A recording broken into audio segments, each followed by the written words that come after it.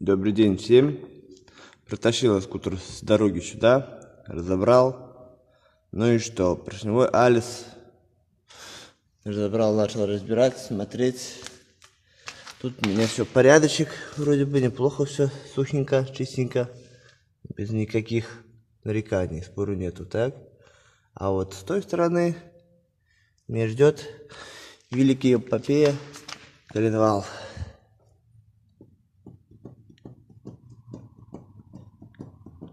Слышите, да?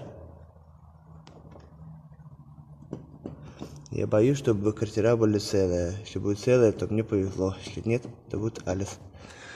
Вот. Разбираю его. А с этой стороны, где магнит, вообще шикардос. Вообще. Нормально, да?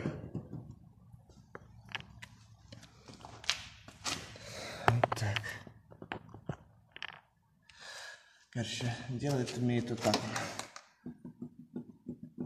Я думаю, услышите.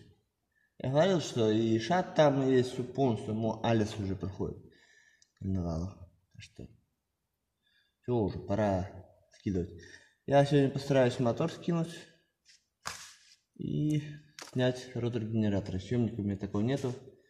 Наверное, надо приобрести будет. Созрею и приобрету. Такие дела.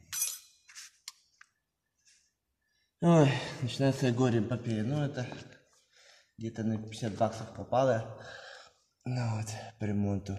Поршня есть, голова бэушная есть. Притереть клапана, съемные колпачки поменять. Ну и все, и горе. Будет несчастье. Ладненько. Давай будет продолжение. Короче, вот такие вот проблемы. Поршневая замена, коленвал замена. Прокладки есть все новые. Так что будем снимать сейчас двигатель. Снял двигатель. Полностью так все выглядит. Вот. Маятник в нормальном состоянии. И получается, снял обмотку генератора. Все нормально произошло. Да, пришлось немножко помучиться, но снял. Съемник еще не приобрел. Но я думаю, что скоро будет это в процессе, по крайней мере зимой это точно. Вот, везде сухенько. Тут то, что налило, что ЦПКшку снимал.